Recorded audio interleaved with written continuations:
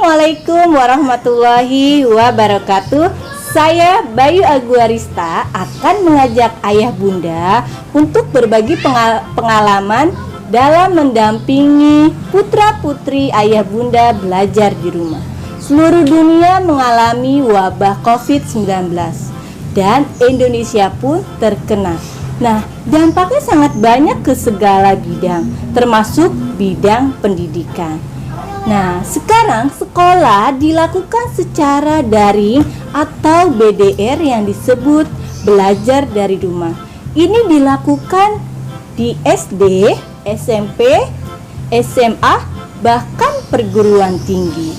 Upaya ini dilakukan agar tidak tersebarnya virus COVID-19 ini. Nah, jangan lupa ya teman-teman, ayah bunda, kita tetap mengikuti pemerintah untuk tidak tersebarnya virus COVID-19 ini. Ayah bunda, video kali ini kita akan membahas tentang bagaimana cara proses pendampingan belajar yang baik untuk anak-anak di rumah saat pandemi COVID-19 ini. Peran ayah bunda sangat penting, oleh karena itu saya akan mewawancarai salah satu wali murid dalam mendampingi pembelajaran dari ini. Yuk kita simak. Alhamdulillah, saat ini saya sudah bersama salah satu wali murid. Nah, beliau ini adalah Bu Nur Seha dengan 3 putra. Wah, sudah kebayang bagaimana beliau mendampingi ketiga anaknya itu. Oke, Bunda boleh perkenalkan? Oke, nama saya Assalamualaikum warahmatullahi wabarakatuh. Nama saya Nur Seha. Saya mempunyai 3 anak. Yang pertama kuliah, yang kedua SMP, yang ketiga SD.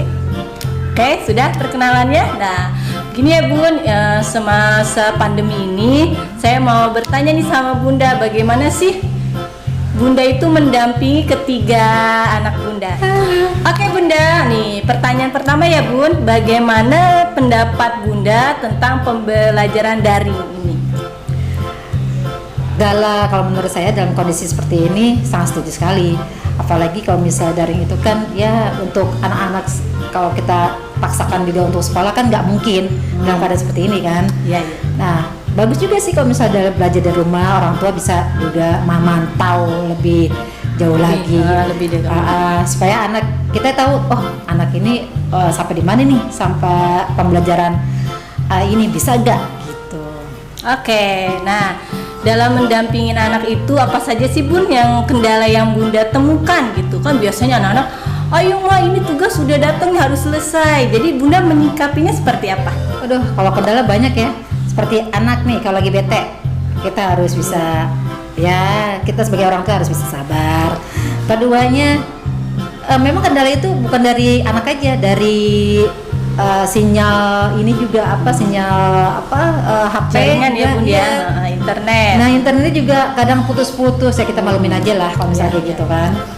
Bagus sih kalau misalnya ada pembelajaran seperti itu. Jadi Bunda selama ini kendalanya tidak terlalu memberatkan ya, masih bisa diatasi dengan baik. Masih baik lah. Oke. Nah setelah mendampingi ini Bunda penuh dengan apa? Aduh, udah cerita anaknya rewel lah, nanti inilah. Nah setelah itu keuntungannya ada nggak Bun belajar daring ini? Keuntungannya sebenarnya ada. Kita kan bisa, makanya kita sebagai orang tua gimana sih? Kalau berarti kita tahu nih guru aja ngajari seperti apa, jadi kita merasakan, oh ya kita jadi guru, oh begini loh cara mengajarnya. Jadi merasakan seperti guru ya. Nah iya, gimana caranya anak nih, apa dia lagi rewel, apalagi dia bete, terus lagi gimana kita kan sebagai orang tua kan bisanya kan tolong dong sama guru ini kan gitu. Biasanya kan seperti itu kan. Sekarang kita tahu, oh iya dalam keadaan seperti, oh iya seperti anak ini, oh maunya begini. Oh itu kita jadi tahu sebagai orang tua. Kalau di dalam sekolahan, di dalam kelas itu, oh anak seperti ini oh begitu. Berarti keuntungannya ini sebenarnya kita lebih memahami seorang guru ya Bun ya. Nah, justru itu. Lebih menghargai lah gitu. Oh ternyata jadi guru itu sulit ya. Wah, sangat sulit banget. Oke Bun, pertanyaan selanjutnya, menurut Bunda apakah pembelajaran daring saat ini ya Bun efektif apa tidak? Ya dalam keadaan seperti ini kalau menurut saya efektif efektif sih. Iya. Habis gimana kan dalam keadaan seperti ini ya kita ya harus juga diterimain ya Bun ya. Terima aja. kalau memangnya sebaiknya seperti ini ya udah kita Apalagi jalanin dalam aja. wabah COVID ini ya Bun Nah, ya. semakin meningkat sekarang ini kan, kita juga nggak tahu sampai kapan COVID ini sampai Berarti secara belajar di rumah itu efektif saat ini ya Bun Iya, ya. pada saat ini efektif sekali. Tapi kalau menurut Bunda apakah tidak efektif nggak kalau misalnya jadi anak-anak nggak ketemu gitu ya sama gurunya gitu. Jadi Ya, kan interaksinya kurang. Memang kan kalau misalnya anak-anak itu kan istilahnya sama guru kurang bertemu, terus Iya. dia sama teman-teman juga dia kurang bertemu juga. Biasanya dia bermain di sekolahan, ketemu guru juga setiap hari, terus dia dikasih pembelajaran yang baik oleh gurunya. Sekarang tidak kan, selama ini kan ya antara guru jarak jauh aja belajar ya kan. Oke, ya. Bertemu sama teman-teman jarak jauh juga. Terus ya kita juga bisa memantau, oh ya sepertinya anak ini ada rasa kangennya juga. Iya pada pasti saat ini. ya. Iya. Oke, nah sekarang gini ya Bun, apakah Bunda setuju dengan pembelajaran daring ini? Ya dibilang setuju nggak setuju juga, cuman ya kalau misalnya dalam keadaan seperti ini ya saya setuju, tapi yang ya gimana kita jalanin aja dengan ya mungkin ya kita jadi tahu. Jadi kita menikmati apa yang sudah diberikan ya Bun ya. Iya menikmati aja. Jadi kita tahu tuh pendekatan antara anak sama orang tua, jadi kita deket gitu. Iya, biasanya selama ini setengah hari anak-anak di sekolah kita nggak ketemu ya Bu. Nah, sekarang 24 jam kita ketemu sama anak-anak. Kita sebagai guru jadi ya guru di rumah.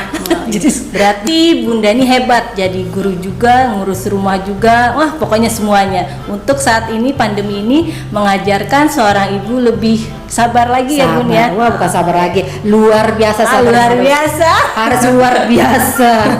Apalagi anaknya laki-laki semua ya Bun ya. Ya Allah, Masya Allah. Masya Allah, luar biasa, Oke, tambah oke, luar oke, biasa. Bun. Selanjutnya bagaimana sih Bun? Bunda nih memotivasi anak-anak harus biasanya kan namanya di rumah anak-anak pasti aduh mah belajar mulu aku capek, gimana memotivasi anak-anak? Ya untuk memotivasi anak ya saya sih sebagai orang tua kalau misalnya anak itu lagi bete ya saya bisa mengatasinya dengan cara apa yang dia mau aja. Misalnya dia mau bermain dulu, silakan bermain dulu. Apa dia mau maunya anak diturutin dengan- gitu ya, Bu, biar turutin dia aja deh. mau menyelesaikan tugasnya. Gitu. Biar kita sebagai orang tua juga maunya anak keinginan anaknya dulu aja yang kita harus giniin dulu. Nanti setelah dia udah bete udah hilang baru kita ajarin Berarti anaknya. itu merupakan salah satu motivasi Iya, anak ya Bun ya. Iya harus begitu. Nah gini Bun, selama ini kan kita sudah berapa? Setahun ya? Hampir Udah mau setahun nih di kurang. rumah, belajar di rumah. Gimana Bunda menemukan kejenuhan mendampingi anak-anak? Kan gini Bun, biasanya kalau jenuh sebelum pandemi kita bisa jalan-jalan kemana. Nah ini kita nggak bisa keluar kan, harus di rumah lagi. Pastinya semua orang pasti jenuh banget, nggak mungkin nggak jenuh. Masalahnya kita ngurusin anak kita udah jenuh, Iya, ngurusin betul. rumah kita udah jenuh, semua kita udah jenuh. Ya, apalagi kalau anak sakit ya Bun ya, Aduh. jadi tugas sekolah tetap datang, terus Semuanya anak-anak dalam jenuh. keadaan kurang sehat. Nah, makanya kalau misalnya udah kayak gitu kan ya kita sekarang ini aja kalau memangnya kita dalam keadaan seperti ini ya kita harus sabar dikit lah. Ya kita berdoa, kebanyakan berdoa, kita sabar, terus kita ikhtiar, terus kita harus bisa giniin anak juga supaya anak itu ya nggak merasa bete gitu.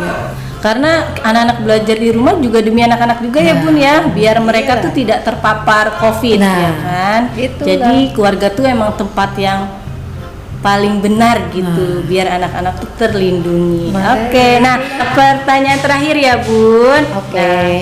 Nah, dalam kejenuhan yang Bunda hadapi nih, mendampingi anak belajar, apa sih yang Bunda lakukan gitu untuk menghilangkan kejenuhan? Kan biasanya kita, apalagi ibu-ibu nih shopping, tapi kan saat ini kita nggak bisa keluar gitu. Bunda apa yang Bunda lakukan di dalam rumah? Ya paling ya kita bisanya cuman bermain bersama keluarga, bermainan sama anak-anak, bercanda sama anak-anak, itu udah luar biasa. gitu. Luar biasa pendekatan sama anak, sama suami, sama keluarga, gitu aja. Atau Bunda ada kegiatan lain, misalnya aku mau nonton apa gitu di rumah gitu. Ya Apa paling hobi masaknya, apa bikin-bikin paling kalau kue? misalnya saya mau nonton ya mungkin nonton ya ibu sukain aja ya, para ibu sukain gitu, sinetron. Untuk sinetron. menghilangkan kejenuhan. Udah pasti ya Bun ya, apalagi ibu-ibu ya. Udah pasti banget. Pasti. Untuk menghilangkan stres juga. Nah iya lah itu. Apalagi saat ini tuh kita harus bisa manage emosi kita, karena tiap hari ketemu anak, tiap hari ketemu tugas, udah gitu pasti anak kita sedikit banyak kita bantu tugasnya, benar Bun? Benar itu. Oke. Nah, terima kasih kepada Ibu Nurseha yang telah menjawab pertanyaan saya. Semoga Bunda dan keluarga sehat selalu. Amin, amin. Harapan kita semoga pandemi ini cepat berlalu. Amin ya Allah. Dan kita dapat sekolah lagi, anak-anak bertemu dengan gurunya, Amin. dengan teman-temannya, dan nggak jenuh juga bundanya ya, Iya. mendampingi. Ya. Mudah-mudahan Sekian dulu pandemi ya Bun cepat ya. habis. Ya, sama-sama. Assalamualaikum. Waalaikumsalam warahmatullahi wabarakatuh. Tahun sudah kita melakukan pembelajaran daring dan sampai saat ini pun PSBB tetap dilakukan. Nah, karena itu alasan tersebut maka penting bagi kita sebagai orang tua untuk mendampingi anak kita secara baik di rumah. Yuk kita buka diri kita buka diri sama-sama dari sudut pandang saya sebagai pendidik. Ayah bunda, manusia itu wajar ada rasa jenuh. Kejenuhan ayah bunda dalam mendampingi putra putrinya belajar di rumah. Kejenuhan itu harus disikapi dengan bijak agar ayah dan bunda dapat menjalankan tugasnya dengan baik dan anak-anak pun merasa senang. Nah, bagaimana ya cara mengatasi kejenuhan ayah bunda dalam mendampingi anak belajar di rumah?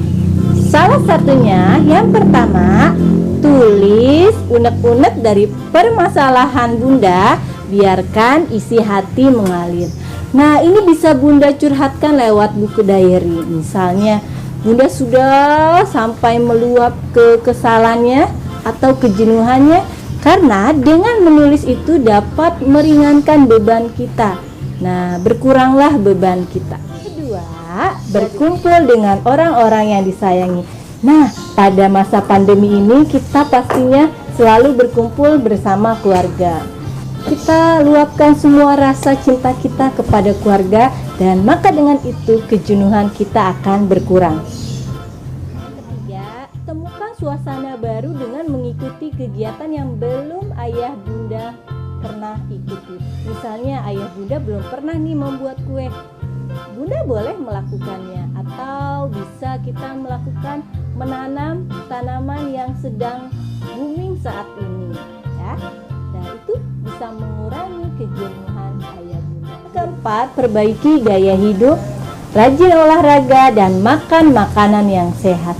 Nah, ini penting sekali bunda, apalagi olahraga di saat pandemi ini, kita akan menguatkan imun kita.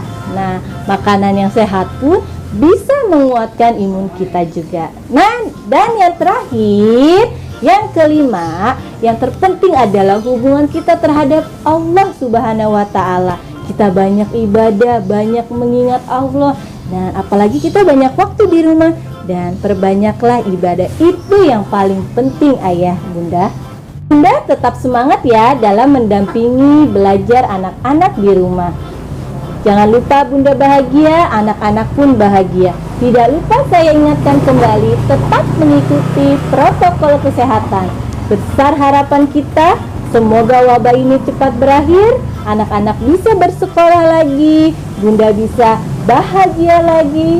Nah, salam sayang saya untuk ayah bunda, salam semangat untuk ayah bunda, salam hebat untuk ayah bunda yang dengan ikhlas mendampingi putra-putri ayah bunda di rumah. Wassalamualaikum warahmatullahi wabarakatuh.